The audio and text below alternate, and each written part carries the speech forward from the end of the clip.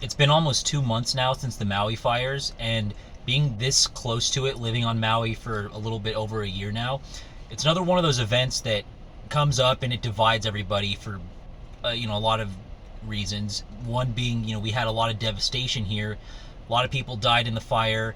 A lot of people lost their jobs, me included. My restaurant, Slappy Cakes, didn't get burned down, but that side of the island, West Maui, right now is just, there's no work over there at the moment. There's just a lot of things going on with recovery, and should we allow tourists back, and where are we going to put the displaced people from, people that lost their homes that are staying in hotels? Do we open that side of the island back to tourists?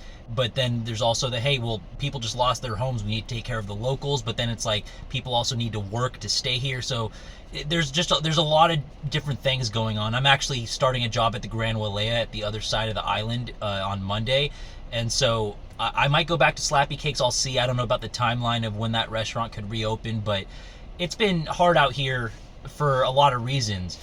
Fortunately for me, I didn't lose any property.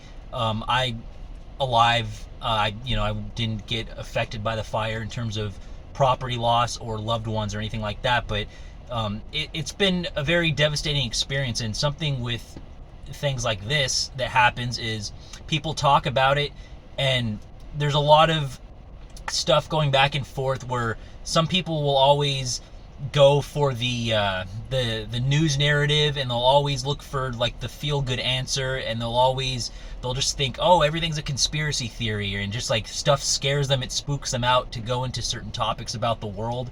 And then you have certain people like, oh, they already confirmed, they said on the news this was a completely natural fire. And then if you dared go down that conversation, then it opens a whole can of worms that a lot of people are not ready for. And the point of this video, I wanted to address that kind of topic.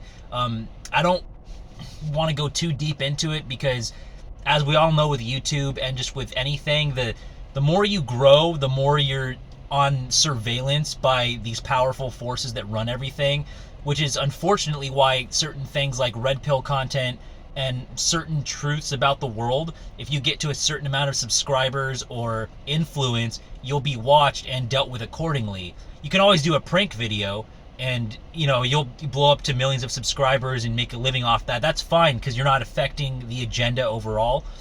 Which, say what you want about that, like, I love those prank videos, I think it's funny, but it's unfortunate in another way too, where you could be talking about something very real, but because it goes against the agenda of certain forces that run everything, they'll start to demonetize you. They won't show your videos, they'll slash your views, slash the amount of publicity they give to your channel, and they'll blackball you basically, because they have a certain way that they want to steer society. And so a lot of things that you'll hear with something like these Maui fires, and with people discussing it, people have a lot of cognitive dissonance, where certain things about life, it's easier to just not accept or to not even think about, and instead of that, going with like the feel-good answer, the feel-good opinion, which is understandable. A lot of people are just very good-hearted people, and they want to believe in a good world. And it can be a good world. It's all duality. I mean, good, evil, however you want to define that. Up, down, black, white, birth, death, moon, sun, day, night, male, female. It's all duality. It's all how you're looking at it. It's perspective. But people really want to go for that good world, a good view constantly. And so they go into these moments of cognitive dissonance, where as if you're talking about any event and someone just goes, oh, well, anything else other than this feel-good explanation, anything else is just a conspiracy theory. But this is what's funny about how we are as people with cognitive dissonance. We'll watch a horror movie, and we'll just chalk it up to, oh, well, that's just a movie.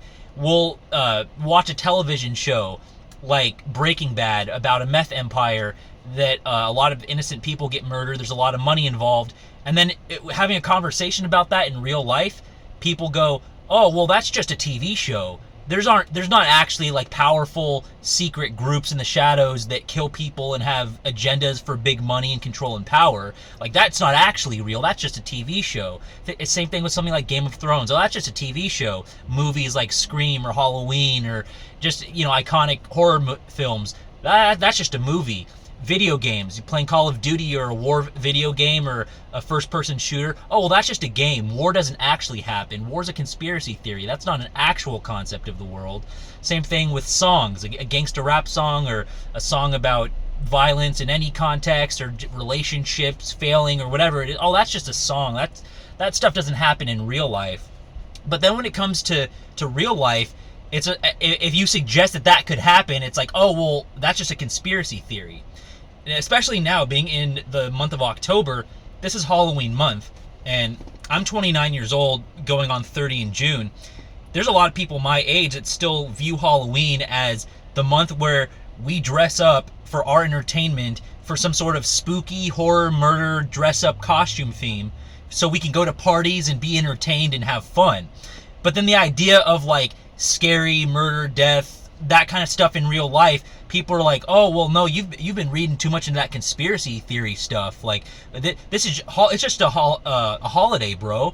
It's just a holiday that we celebrate and have fun and play dress up and dress as Dracula and a werewolf and a zombie and a soldier or whatever. But that's not like actually like a concept of the world. That's just dress up time.